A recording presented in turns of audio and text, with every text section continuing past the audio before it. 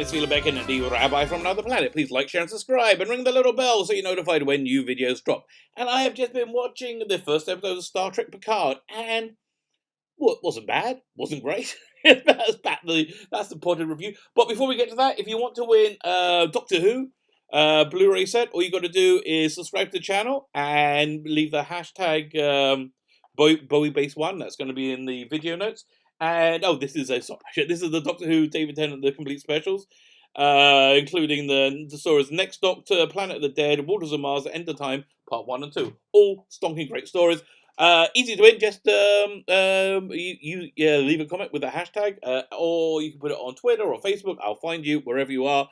And we do the drawings on Sunday night after the current season of Doctor Who airs in the UK, which is about 7. We start about 9-10 o'clock in the UK time. So do the math wherever you are. That tells you what time we're on.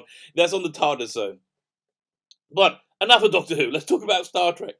So it wasn't a disaster. You know, I saw a bunch of headlines this morning, kind of gleeful headlines saying the worst hour of TV ever. No, it wasn't that. It wasn't that at all. It was certainly better than Star Trek Discovery, but we're in early days yet. It's and much better than the current season of Doctor Who. It's just I would say just a bit dull. I think they should have dropped this whole thing as on one day, as like do the whole thing, because it seems to be like one larger story. Okay, so what is that story? So there is some current day politics, current day wokeness in it. A few different current day tropes. They have a girl who's the key to everything. We've seen that so many times, and we have the Federation's become much more isolationist. And let's talk a little bit about the backstory. So apparently, the Federation has been able to make synthetic life forms, kind of like Data, and it was headed up by the guy. Maddox. Maddox. That was the robot scientist from the Star Trek: The Next Generation episode Measure of the Man. I think Measure of a Man. I think where they put Data on trial. What a really fantastic episode. And he was like fascinated with Data, so he's developed synthetics. But for some reason they attacked Mars and killed everybody there, leaving it a like open what's the word, like oil fire, like a drill fire. Like you can't go to Mars; it's completely destroyed and still burning to this day, many years later. If that wasn't bad enough, this was set just as the Romulan Empire star was about to go supernova, and that was the rallying point for Captain Picard or Admiral Picard, who left the Enterprise to manage to organize this massive fleet to save the Romulans. Fine. But then, after the synthetics go nuts and kill everybody, they outlaw synthetics and they cancel the Romulan evacuation.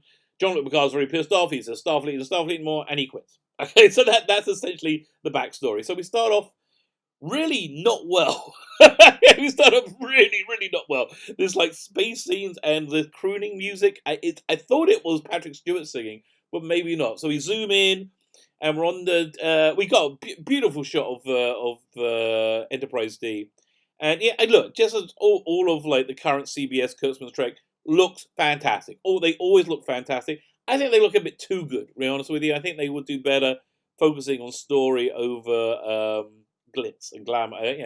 So they're on 10 forward, and there's Data's playing cards with Picard, and suddenly they're in Mars. He looks out the window at Mars. You see Mars blow up, and Data wins with 5 queens, or something like that. And then Picard wakes up. There's quite a few of these Data dream sequences.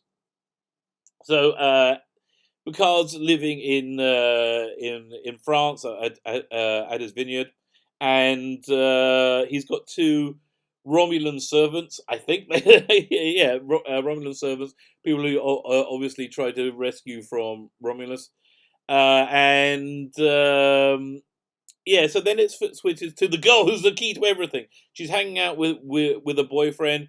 These like 3 superpowered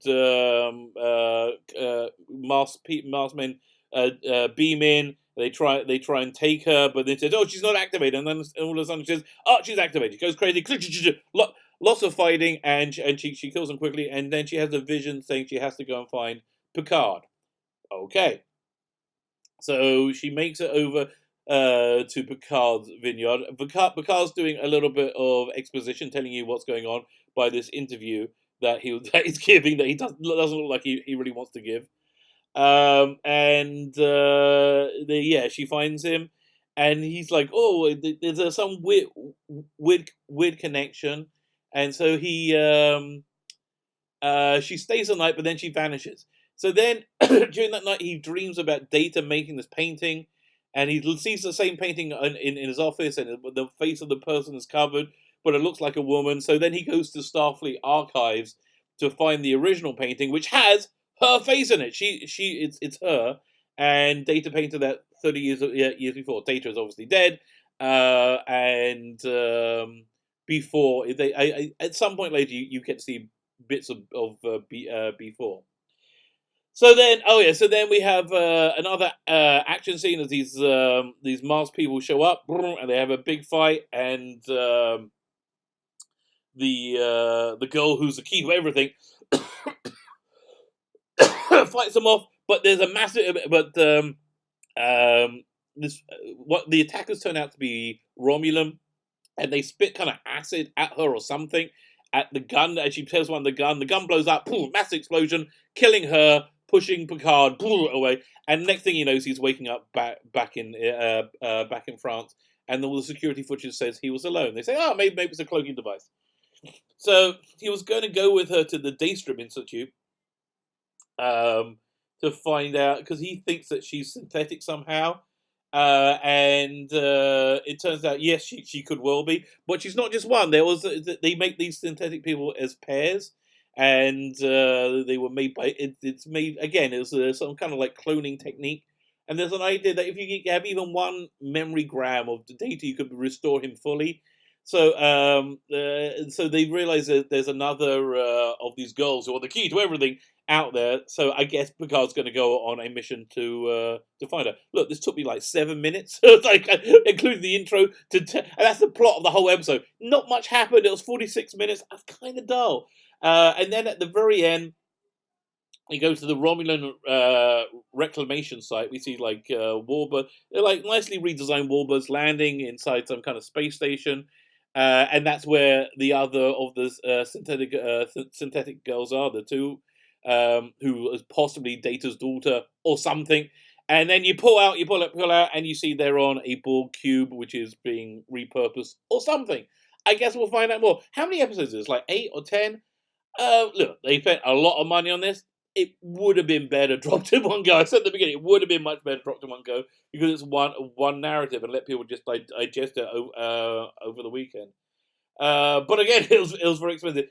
I don't see this saving CBS All Access, but we've always said if this doesn't work, CBS All Access is done. If this doesn't, and it never is. So I don't see this.